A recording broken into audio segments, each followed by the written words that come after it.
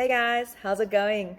Today I wanted to go over a little sequence that you can perform on an aerial hammock or also on aerial silks if you just put a knot into your silks. So the sequence looks like this. So I thought it would be cool to just share a little combination here with what to do out of this aerial knot on silks or aerial hammock, just because last week I shared a video about how to tie a knot with your feet. So check this one out if you want to go for the feet knot version here. Otherwise, feel free to do it with your hands, whatever's easy for you.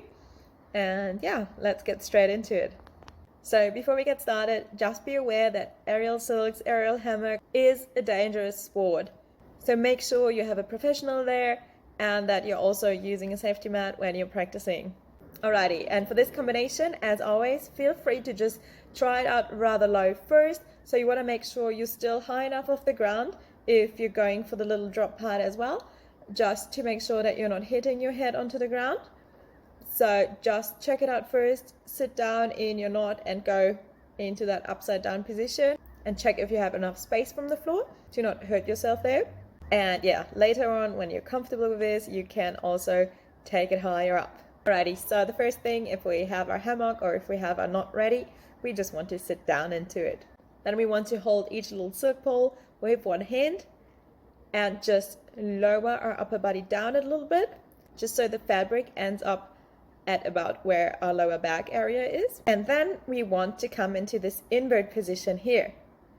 So this one is a little bit easier than a normal invert just because we have that fabric that supports us on our back and we can use it as kind of a lever to bring ourselves upside down. So for this, we want to push into the silks with our arms to bring our upper body down. At the same time, we want to bring our legs up in a straddle position. So our legs are in a straddle and then we want to let them follow. Each leg stays on its side of the pole though, so we don't want to bring it in between the silks but on the side of it. So now that you're in that position, the fabric or the knot should be just above your bum, so at that lower back area, and the fabric should be coming up on the sides of your hips. You have to really bring those legs towards you though, so make sure that you really hinge at the hips to bring them really close to you to make this position very secure. If that feels good, you can try to take your hands off. So go for one hand off first and then take the other hand off as well if it feels good. Now you want to hook one leg onto the silks. You can choose whichever one you want to hook onto it. That leg is gonna hook into both silks though. To be able to do so, our hips will have to turn slightly as well, just to really allow that fabric to get into our knee or kind of get our leg over the fabric to really place it into that knee pit. And once it is hooked, we can bring the other leg to the back and extend it there to be in that nice leg hang position. Bringing that leg back will also help us to actually get a more secure knee hook here. So next we want to bring our upper body up, and this will be easier if you just take a little bit of momentum here. And as we come up, we want to grab the silks with our hands as high up as we can, and you can also help your upper body in coming up by pulling with your arms here to bring it up a little bit higher and then re-grabbing the silks a little bit higher again. Once we are here, we want to extend the hooked leg and we want to use it as a lever to sit ourselves up into the silks.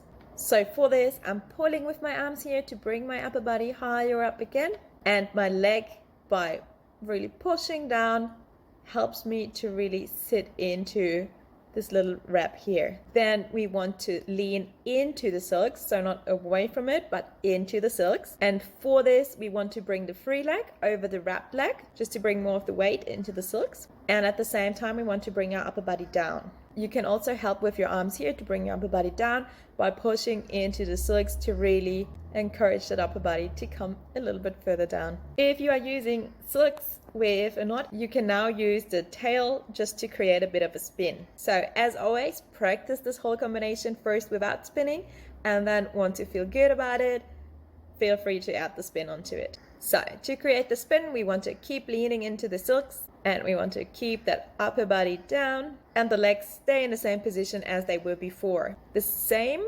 arm or the same hand as the top leg is gonna stay on the silks now, and you might have to play around with the placement a little bit. Like if it's too high up, it might make it harder for you to really lean down and create the spin. If you have it too far down, it might be a little bit too much. So just see what feels good for you here. And then we let go of the other arm to be able to reach out for the silk tail and move it in circular motions in order to create the spin. So then we want to bring the free hand over the other hand back onto the silks. So it's grabbing the silks higher up, which will let our upper body come back up as well. Now we can let go of the other hand, so the hand that is a little bit lower on the silks now, and extend it out to the side, rotating our upper body to the side as well. And at the same time, we also want our leg placement to change a bit to allow for that rotation. So let's have a look at that once more, paying attention to the legs this time. So while we are changing the arms and also rotating our upper body to the side here, we are also bringing the top leg down, which will make it easier for us to actually rotate that upper body out properly. You can keep that leg extended or you can bend it, whatever feels nicer for you, whatever looks prettier to you. And now it's time for a little mini drop. For this, we want to bend the leg that is our top leg now. So the extended leg, we want to just bend it slightly, which will allow it to catch the silks into the knee pit. And once we feel the silks in the knee pit, we just fully bend that leg. So by just slightly bending it at the beginning, we're just making sure that we're really catching it at the right spot and that we are not going to miss the silks there. So the actual drop now is initiated by us letting go of our hand, of the hand that is holding onto the silks, which makes it quite easy to control. So as long as you're holding onto it, you're not in that drop. If you let go, well, you're going to drop down. And as we let go, we want to let our upper body drop down as well as our leg catches the silks. We also want to bring the other leg to the back again into this leg hang position that we've done before. If you are doing this with spin already, you can try to bring that extended leg back in so that it's next to the hook leg, and also bring your arms towards your body just to be able to increase that spin a little bit. Let me show you that one at normal speed. So this is what it looks like. It just increases a bit, and then when we bring them back out, we slow down again.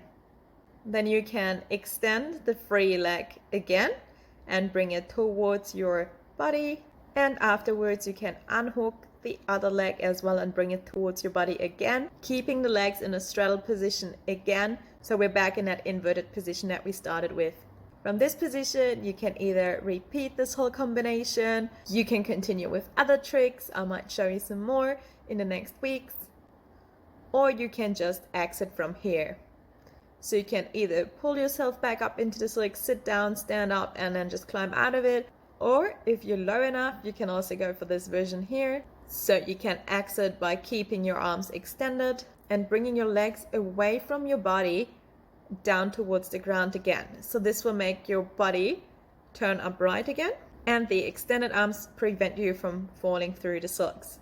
So you'll end up with the two silks in your armpits, and the fabric will be, just on that upper back area there. So here you can hold on to the silks with your hands and then just slowly lower down out of it. Or if you want, if you're strong enough, pull back up into sitting, stand up, and then exit by climbing out of it.